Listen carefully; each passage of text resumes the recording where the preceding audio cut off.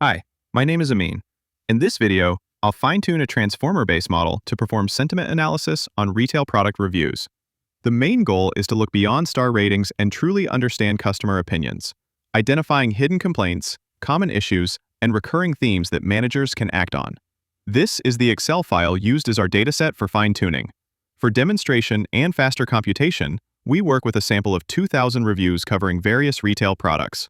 In practice, using a larger dataset increases the model's accuracy and generalization. The column named Class Index represents the number of stars customers assigned, and review text contains their written comments. In the Jupyter Notebook, we start by importing the required libraries and loading the dataset. We then clean the text data and map star ratings to sentiment categories. Reviews with 1 or 2 stars are labeled as negative, 3 stars as neutral, and 4 or 5 stars as positive. This produces a simplified, sentiment-based version of the dataset. Because machine learning models such as BERT or MiniLM cannot process text labels directly, we convert each sentiment into numeric values.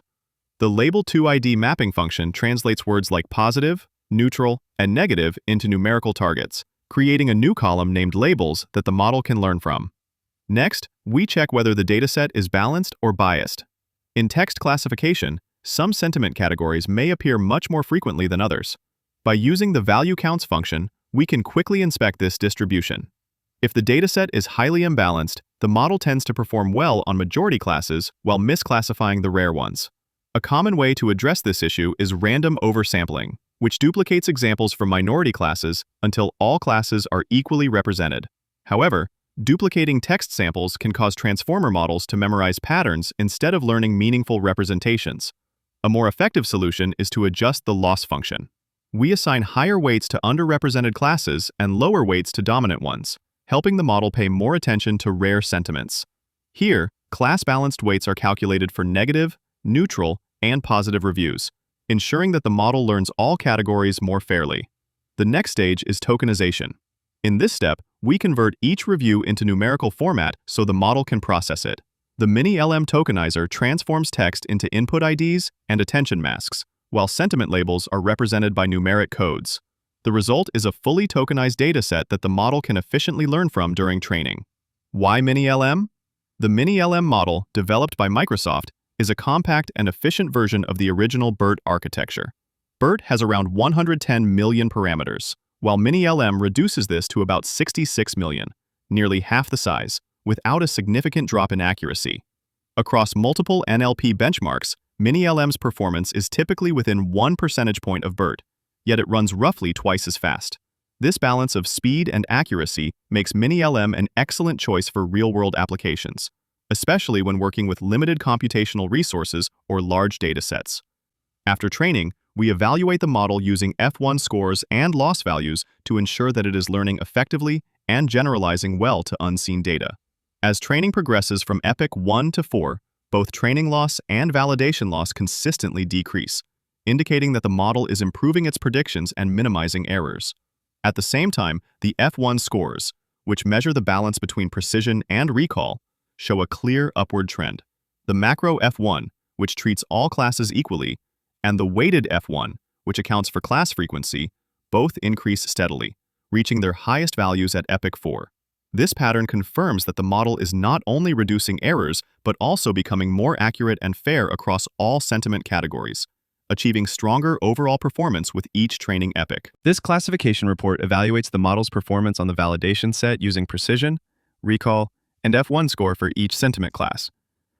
The model performs very well on negative and positive reviews, achieving F1 scores of around 0.85, which means it correctly identifies most of these sentiments with high reliability. The neutral class is more challenging, showing a lower F1 score of 0.50 due to fewer training examples and greater ambiguity in neutral text.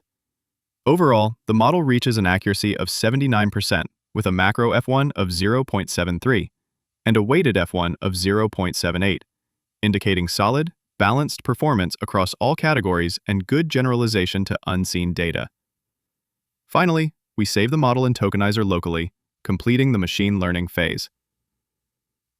Next, we deploy the fine-tuned MiniLM model to the Hugging Face hub under my repository Arian401/MiniLM Sentiment Focal, making it publicly accessible for real-time use. This allows any application, including the Streamlit dashboard I developed, to load the model instantly. At this point, the model is production ready. Now, let's move to the Streamlit dashboard. To create the dashboard, we define a new Hugging Face space and upload the necessary files. The app.py script is configured to point to the address of the fine-tuned MiniLM model that we just deployed on the Hugging Face hub. This allows the dashboard to call the model directly for real-time predictions. And here is the result, the fully functional dashboard. Here, users can analyze a single review or upload a CSV or Excel file containing thousands of reviews. The app predicts sentiment using the deployed MiniLM model, extracts the most frequent keywords from positive and negative reviews, and highlights distinctive phrases that define each sentiment. Managers can view class counts, explore keyword trends, and download the results for deeper analysis and reporting. Let's try a few examples. When I type "very comfortable shoes, I'll definitely buy again," the model predicts positive. Next, I type "too expensive for the quality you get," and the model predicts negative. Finally, for "the book is okay, not great but not terrible either," the model predicts neutral. Now, let's switch to the batch analysis. I upload a dataset containing 2,000 customer reviews and wait for the analysis to complete. Once the model finishes processing, it generates the results. Let's take a closer look at what these results mean and how they can help managers make more informed decisions. First, the app summarizes the overall mood of your customers. Here, we can see how many reviews are positive, neutral, and negative. This gives a quick snapshot of customer satisfaction. For example, if negative reviews are rising, it's an early signal that something needs attention. Next, the dashboard highlights the most frequent keywords mentioned in positive and negative reviews. On the positive side, customers often mention phrases such as "definitely worth," "good product," "really enjoyed," and "good value" in positive reviews, reflecting satisfaction with product quality, usefulness, and overall experience. On the negative side, common keywords include "horrible movie," "waste money," "incorrect disk," "battery life," "worst book," and "shipping charges," indicating frustration with poor quality, defective items, or high costs.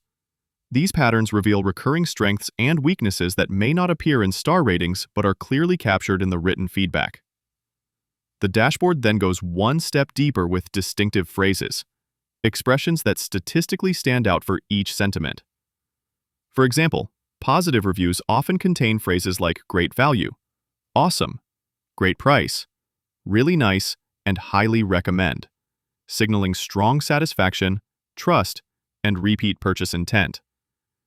Negative reviews, in contrast, include phrases such as "waste money," "stopped working," "stay away," "false," and "0 stars," highlighting disappointment, product failures, or a complete lack of customer confidence.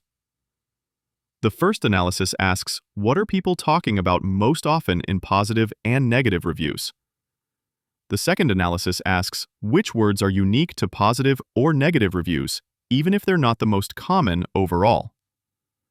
These insights help managers quickly identify what customers appreciate most and which recurring problems require immediate attention. By focusing on what customers actually say, the model pinpoints exactly where satisfaction or frustration comes from. Finally, managers can download all these results, class counts, keywords, and phrases, for deeper reporting or presentation.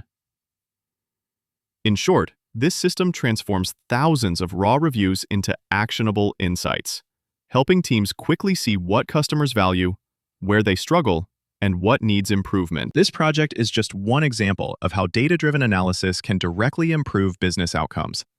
The same approach can be adapted to any platform that collects customer feedback, from e-commerce to banking or travel services. By combining machine learning with intuitive dashboards, organizations can turn everyday data into strategic insight. My name is Amin Sokanvar, and I'd be happy to discuss how this system could be customized to fit your business needs.